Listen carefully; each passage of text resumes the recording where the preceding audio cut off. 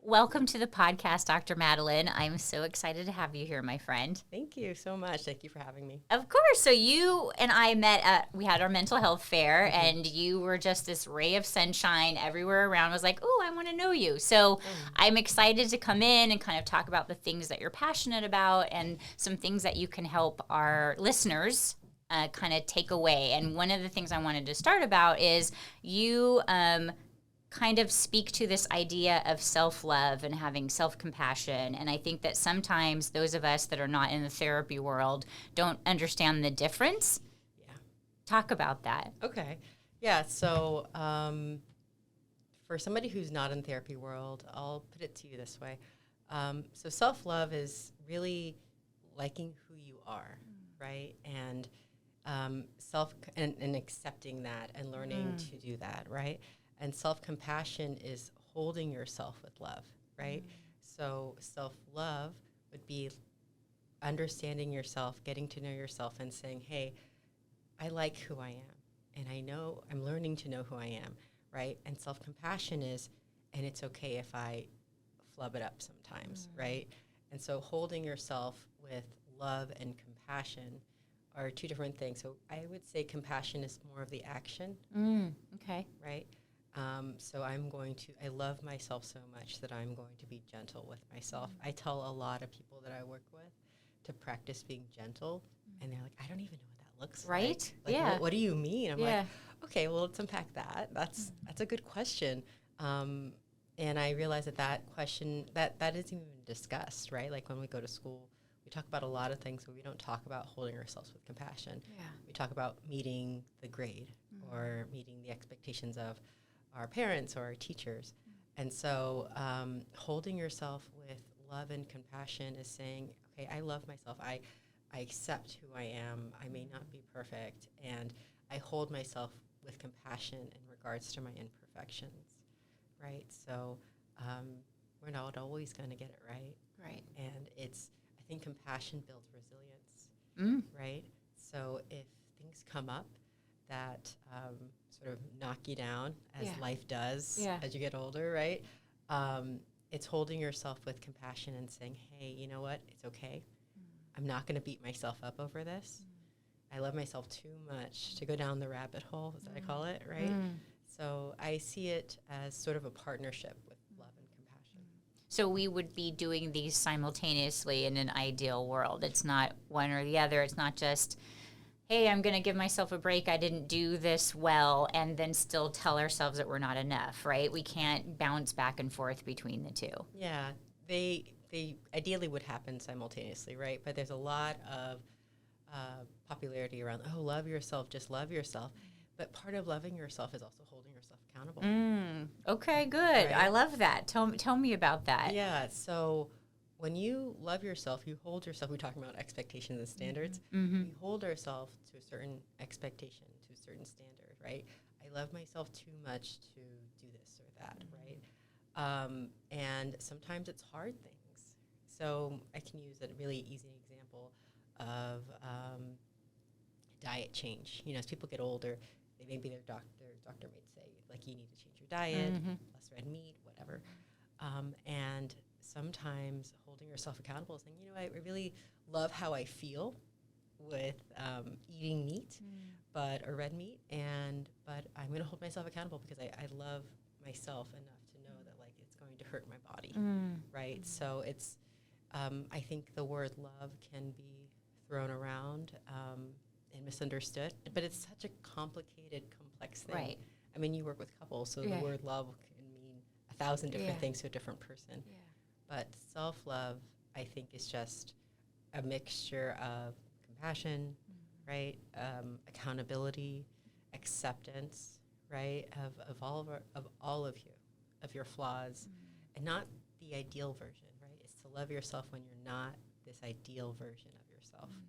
How do you know that you're slipping out of self-compassion or self-love? Is there red flags or things that we can like start to internally monitor that's like, oh, you're getting off course? Yeah, you know what?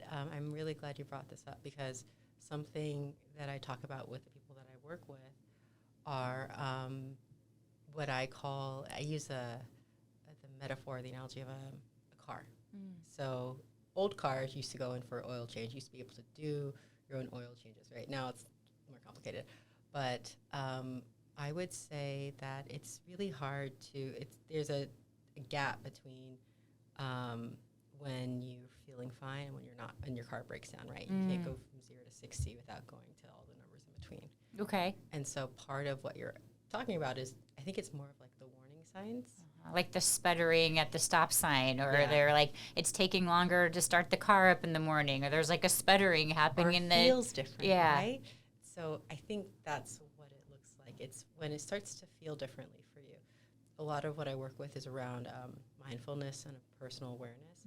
So learning to understand yourself. Like when you have a car, I just bought a new one recently, and it took a while for me to feel comfortable with it. And eventually cars, I realized, become kind of an extension of you when you're driving. That's why parallel parkers are so good, because it's like, they know. We're in my groove. Exactly, right? Like they know how like long their car extends and all that. And it took me a while to figure that out. I like that analogy. Yeah. And so I see it as more of like, okay, how do I get to know myself enough to know when I start to slip? And it can like apply to anything outside of love or like anxiety or stress. It's, when do I start to experience the puttering? When does my car take a little bit too long? When is it making weird sounds, right? So for yourself, it's, I always use the example of some people who wear makeup, like when they don't feel well, they wear more makeup versus wearing less, right? The expectation is like you might look like they do in the movies, like less put together, but some people dress up more. Others to change that mental image, right? Or to not let people see how they feel on the inside, right? Like to mask it, right? I need to put more makeup on so people don't have to see how I feel, like to accommodate. And it depends on the person. Another one that I like to use is like, you can shower every single day. Like let's say your routine is to shower every day, and all of a sudden you start to shower every other day, right? You're not stinky. Nobody notices, but you notice. Those are the warning signs. It hasn't negatively impacted your life. But if you keep going down, if you keep driving with a check engine light, eventually So it sounds like you're saying that we make choices, not because we're broken or because we don't love ourselves, but that is a red, like, because I can imagine that I'm in my car and it's made a couple of noises and I'm like, oh, I'm sure it's fine. And then like the next day it makes another noise. I'm like, it's going to take a lot. I'm going to have to go to like take time off of work, and it's going to be inconvenient, and I don't know if I have the money for it, and I just don't want to deal with it. So let me pretend it's not happening.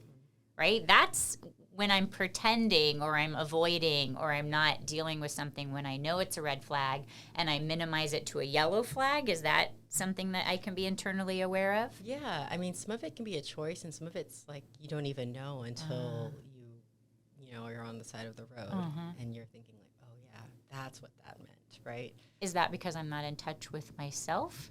I think it's that, yes, you're not in touch with yourself. I don't think it's a bad thing. I think it's more of no one's taught you how to get in touch with yourself. I like that. So it's more of I'm getting to know myself, right? Part of, again, self-love is really getting to know who you are, right? So how can you really accept yourself if you don't really know, like, the things that make you tick, right? And this can be connected to so many other things in our lives, right? Beyond mental health, it can be our spiritual health or our physical health, right? It's the small things that change it, right? So, when you eat certain foods, maybe you'll have more brain fog, right? So it's just understanding yourself enough, or learning to understand yourself enough to say, okay, these small changes, these actually might mean something accumulated. And I like that plays into that part about self-compassion that you were talking about, because instead of immediately going, oh, I screwed up again, here I am on the side of the road, I should have known better, and then just get into this cycle rabbit hole of beating yourself up, the self-compassionate part would be, okay, I've never been here before, I never had this kind of car, I'm not familiar with how it may have manifested on me ending up on the side of the road, but I can't stay here. I have to take now accountability for how am I going to move forward, now knowing it, gathering tools, being compassionate with myself so that I don't keep repeating the same old patterns. Right, and just being curious. Like, I wonder what that meant, or I wonder what's happening right now. Something feels off. It doesn't have to necessarily mean bad. It could just mean that something feels uncomfortable, right? And as we know, discomfort doesn't equal bad. Discomfort just means discomfort. Yeah. And say that again, because I don't think that everybody knows what you just said and takes it to heart. Right. So discomfort does not mean something is bad. It's not necessarily your intuitive spidey sense saying something that is bad is happening or you're in danger. It just means that you're uncomfortable. Yeah. It means you're outside of your comfort zone. And that's okay. I think it's learning, and this is where like that insight and the mindfulness and like someone coined it. I worked with this person at a workshop, and I asked if her permission to say this, but she kind of said it was sort of like a personal user's manual, like how to get to know yourself enough to know these like changes that happen. But yeah, absolutely. I think to go back to the car analogy, you know, when I got my car, I didn't know how to I've known how to parallel park. I've lived in lots of big cities. And with this car, I didn't know how to do it. And I like would drive around the block and try to find like the biggest spot. Sure, to pull into and then back up in. Right. And then eventually I had to like try different things and get uncomfortable. And for me, it's, you know, trying to parallel park in front of a crowd or like people who are, you know, on the sidewalk on the tables. I'm like, okay, I'm going to try it. And like, if I fit or not. And like, you know, I think part of it is doing things that make you slightly uncomfortable. Like seek those out. But it's all, you know, we talk about Vygotsky and like zone of proximal development. And so the whole theory, simplified, is that we all have this zone of development, right? So there's a zone of like safety where you're not necessarily growing, but you feel really good, right? And then there's this zone at the opposite end where it's so challenging that it's beyond your reach, that it could be discouraging, right? So then you walk away from it, right? So there's that zone in between where you just know enough to continue moving forward, but you don't know it all, right? So you are developing as you go. It's sort of this idea of like you have some of the blocks, but you can build the other ones as you get there, right? So that's the zone that you want to be in. That includes discomfort. And so if we think about anybody who achieves anything, there is always discomfort there. And like learning to become more acquainted with the idea of that discomfort doesn't mean that you're in a bad place. It just means that you may be growing. But if you feel like you are beyond your skill level, then that's when you call in help and support. It doesn't mean that you just stop. What would help and support look like if we keep falling into these traps and we just like, this is just too hard, I don't want to do hard things? Yeah. I'm a big proponent for community care and community support. So I think that finding your community, and people use that word as if they're like waiting around the corner. It's actually really hard. Here I am, come in. Like, come, welcome. It's hard to cultivate. And I think that with post-COVID, I mean, we still have COVID, but you know, now that we're out and in the community, I think people are relating to each other differently too, right? I think those years in isolation, for the most part, people are more anxious and a little bit more socially awkward, and I find that fun. To be honest, I'm like, okay, let me learn more about you.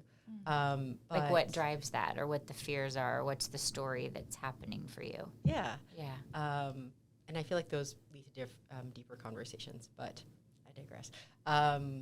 What was your question? We were just talking about like creating community and how it's not waiting around the corner. And if you find yourself sort of like continually avoiding putting yourself out there or avoiding feeling discomfort, that's a temporary fix for a long-term problem, because you're not going to grow then, right? And so you're suggesting that if we want to build upon this and find a safety net so that we can attempt to grow, yes, then we have to cultivate a community. Right.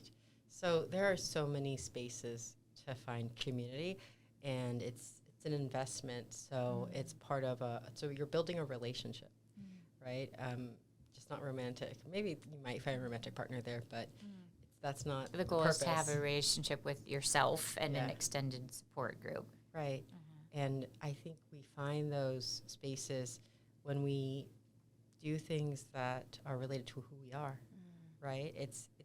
We can all go to a baking class, right? But some people will be more invested than others, right? And more engaged and more interested naturally.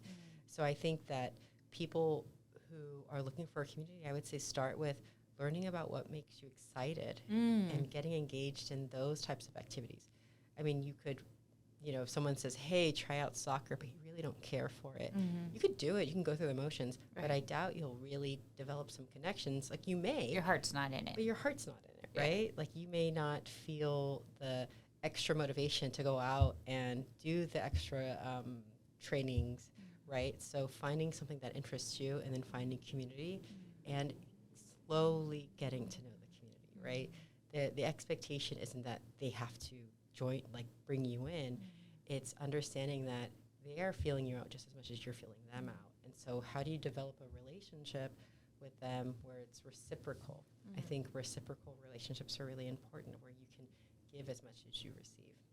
What would you say for those that might be listening or watching when you have a romantic relationship that's impacting your self-love, self-compassion? How do we know that we need to make changes or that that's impacting us in some way that's not necessarily helpful?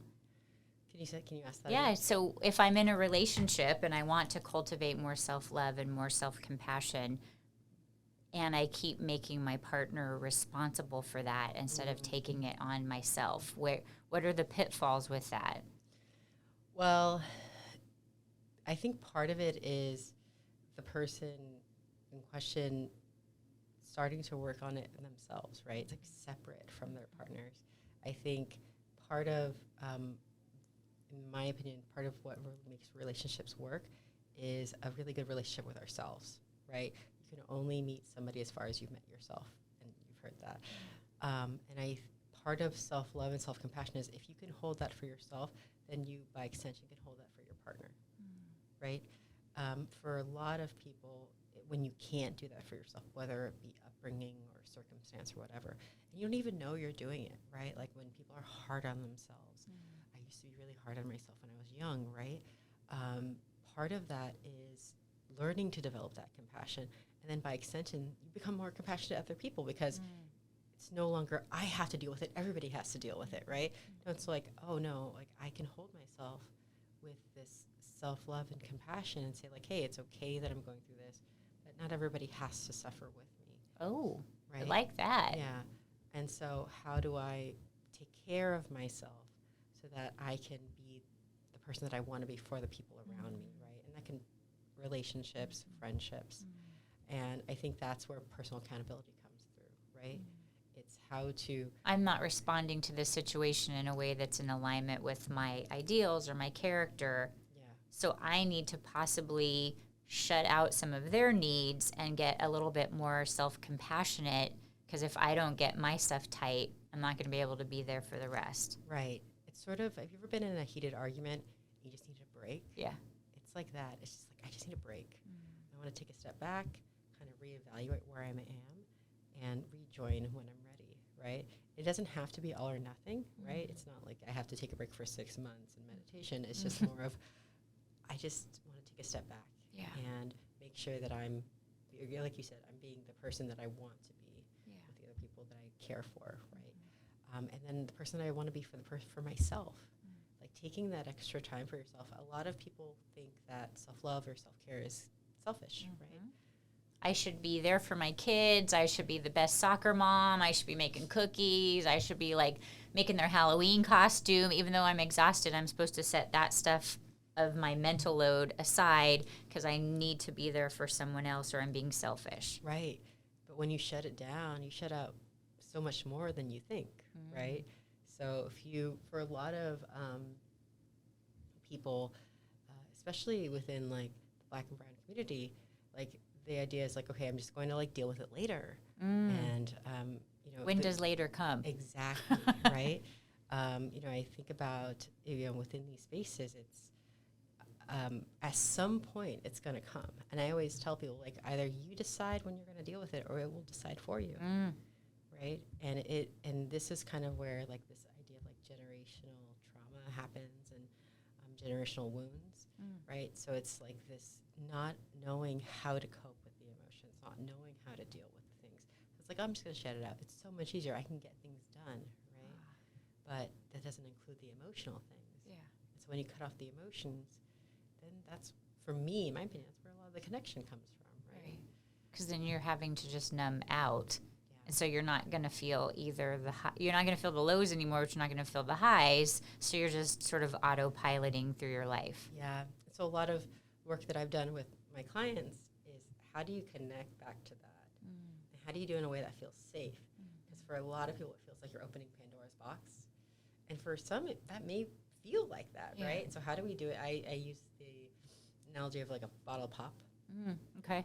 And so it's like you shake it and you shake it and you shake it, and you just got to like let the pressure out just a little bit. Yeah. Right? You'll pop the top off and just let it all come out. Because So that's the fears. We're going to explode. We're not going to know how to put ourselves back together. And then we're just going to be walking around as like an open wound until God knows when. yeah, flooding, right?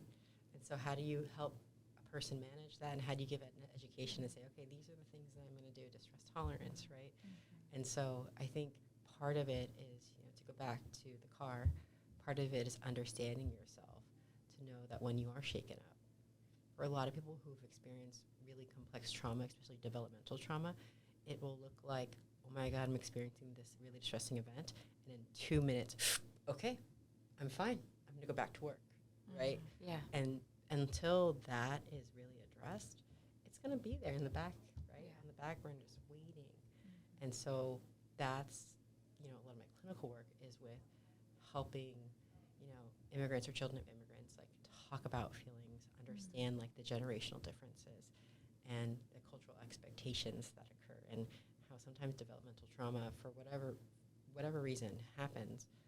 How do you cope with that, and how do you help address not feeling, or how do you help develop tools so you don't feel like you're going to flood, or like we said, like it's all going to come pouring out, right? Because it's possible, but it is best led when someone's guiding you through it. And so if somebody is hearing this, then they're like, oh, that's all me. That's, all that, Dr. Madeline. What is the next step for them? What would they do? People are so individual. And I think that the next step, I would say, would be finding a therapist and finding a good one. And because you write about how to find a good therapist, and what do we need to look for? Yeah. So I have a monthly talk that I do on Meetup, and it's free for the public. And what it is, it's a talk where we go through the process. We talk about practical things because money's a thing. Sure. We all have a checkbook. I get it. And so we talk about that, and then we also talk about like what you're looking for. I think that there's such a wide range of therapists out there in different degrees, and I always say that I would look more towards experience than the letters behind your name. Okay. I think that there's differences. Experience with the issue that you're wanting, experience with a certain population. Like, what is the experience that we're looking for? Both. Okay. So I think that having a clinician who says in their bio, like, I'm trained to work with autism, right, or ADHD. That's very different than someone else who may have a PhD and doesn't have experience. Is a with generalist, right? who's just like, yes, I see ADHD in the morning, and then I do couples addiction in the afternoon. Exactly. You can't specialize if you're constantly shifting and evolving and wearing different skills. Right. And somebody who specializes, like a couples therapist, right? They go to trainings, right? They have consultation groups. Like, it's all focused on a very specific demographic. And I think that's why it's important when you're looking the letters matter and licenses matter. Sure. But I would say specialty and experience, right? And part of what I do in the talk is talk about what you discuss in the consultation call, right? It's like 15, 20 minutes, and you've got to get to know each other. And I always preface it when I receive calls like that, I always say, okay, we're going to talk about this, and the goal at the end of the conversation is to determine if we're a good fit. So I like that you're giving the client power on their own life, because it can be intimidating because we have like a power differential, right? Yeah. We're the ones with the letters behind our name. And it's like, if you're not feeling comfortable, maybe you might feel intimidated, like I'm not allowed to speak about that, or I'm not allowed to say, hey, I don't like something that you said, or that doesn't resonate with me. You're giving your clients power to like participate in the decision. Yes. I'm a huge advocate for destigmatizing mental health, and I'm also a huge advocate for decolonizing mental health. And part of it is addressing the power differential. It's inherent. It's always going to be there.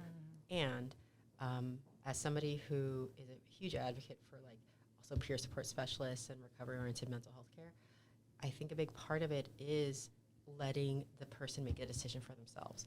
And oftentimes when you go through the health system in general, it's like, okay, whatever the doctor says, the doctor says. And so, especially like in like immigrant communities, right? It's like, you're the expert, you tell me what to do, right? And it's there's a cultural component to that too. So a part of it is having this conversation in the 15 minutes and saying, hey, I want you to ask me questions. What do you need? What are you hoping? I always ask this question, sort of like the magic pill question, where it's like, okay, let's say we fast forward to the last session. What do you want to have accomplished? What do you want your life to look differently at the last session? And so part of the talk, just to bring it back to what we're talking about, is we go over like the practical, and we also go over the like preferences, right? Do you want a therapist who's a person of color, or a woman, or a man, or a white man, whatever, or maybe has a history or experience within the military, right? So thinking about these things, and it's all about, as you know, the biggest factor is like therapeutic alliance. So if you know, like, and trust your therapist. I always say to people, you don't always like your therapist because they're going to poke and like poke through the holes and like challenge you, but you'll still respect their opinion and you'll understand why they're doing these things. And so I think that's a big part of it. So so I do host a talk, and we go through the different directories that exist. There are some low and reduced fee directories out there, Path Collective, and then there are some others who have, I can't remember what they're called, like mutual aid, right? So they pay for services for certain populations. And so we talk about that and insurance, kind of the more practical things that they can find. Good, because if we don't have these conversations, there's not a lot of resources. Right. Yeah. And you don't know. And I realize that, being in the system myself, on both sides, I think that part of it is like this power that we have because we have this knowledge, and how do we share that so it feels so it's demystified and it feels less tedious and difficult to approach. I'm so grateful that you have that resource available. What else are you working on? You're always busy, got stuff going on. So I have an education business, right? And so the education business is really focused on educating predominantly communities of color. I am both Mexican and Filipino American, and my parents immigrated here. So I work with people around education to help them get to the point where they're like, okay, I'm going to call somebody, get therapy. So it's not therapy work. It's helping lead and destigmatize and hopefully lower the bar so that people can get through the door, right? Because there's a high threshold when you don't know what's going on or you don't know how to access it, and you don't feel empowered to advocate. So I provide a lot of education around that. I also provide education for companies around mental health care, really looking at, again, thinking about the car, like how do we break that down for yourselves, and how do you create like your own personal user's manual? And so more general knowledge there. I also do spiritual work. So a lot of my work is around decolonizing mental health care, right? So looking at the oppressive systems that can exist within mental health care system. And also the growing body of research around like liberation psychology, which has been around for a long time, and decolonizing mental health and looking at more like indigenous or spiritual practices. So my education business also includes spiritual work, and looking at it from a very spiritual perspective. Part of me personally is I want to advocate for communities, and I want to acknowledge that sometimes when somebody goes to somebody for spiritual help, they may be vulnerable. They may be feeling like, I just want some help. Right. And unfortunately, in some communities, they can be taken advantage of. So there's a power differential again. Exactly. Yeah. And, if someone says to you, okay, well, if you give me $200 more, I can take away this pain. A lot of my education is like, no, talk about what's possible and like what is exploitation. So a lot of my work is helping educate people around like spiritual practice and spiritual medicine. So we're not appropriating and we're not extracting, right? So there's a lot of popularity within the spiritual community. We're in San Diego. It's really huge, but not everybody's respectful of the medicine, right? So it's spirit. I believe that everything has a spirit and has a life to it. How do we walk in our lives in right relationship with what we're doing, how we're doing it, right? How do we walk ethically? And so a lot of my work is, I do spiritual work, but I also do education around spiritual work. You know, I've had people approach me and they said, oh, I'm going to this person and they're going to help me with this pain that I'm feeling, like maybe for the day because you're feeling seen and connected and heard. But, you know, and I told this person, I'm like, I feel like you're really struggling with grief. Maybe going to a therapist too. Yeah. Right, to help you with the grief, because no one can take away the quick fix. Yeah, there's no quick fix. Yeah. And I think, and a lot of Indigenous teachers know that. They all know that. And I think that's when it becomes problematic, when it becomes diluted and packaged. And so my work is around advocacy of like, okay, you go to the curandera, go to whomever you feel like you want to go to, and, you know, be wise about it, right? And be respectful and see how they are in good relationship with the work that they're doing. Beautiful. I'm so grateful to get to hear you talk about the things that you're passionate about, because you just really come alive, and your energy and your spirit is really very, very present, and it's such a nice experience to get to be around you. So I really appreciate you coming onto the podcast. Tell our listeners how they can find you if they want to reach out to you. Oh, sure. So my Instagram is Mofina, M-O-F as in Frank, I-N-A, .wellness. And my website is Mofina, M-O-F-I-N-A.net. And there you can find me in both spaces. And you can find the links to all the events that I do. And we will put the links in the show notes. So welcome, my friend, for what hopefully is the beginning of many more visits with you. And I really appreciate you taking the time to hang out with us. Thank you so much for having me. You're welcome. Thanks for tuning into the D-Spot. Find me, Dr. Dana McNeil, and my guests on social media using the links down below. Subscribe for new episodes weekly and leave a comment letting us know how and if you can relate or what topics you'd like us to cover next. See you next time, and don't forget, going to therapy is cool.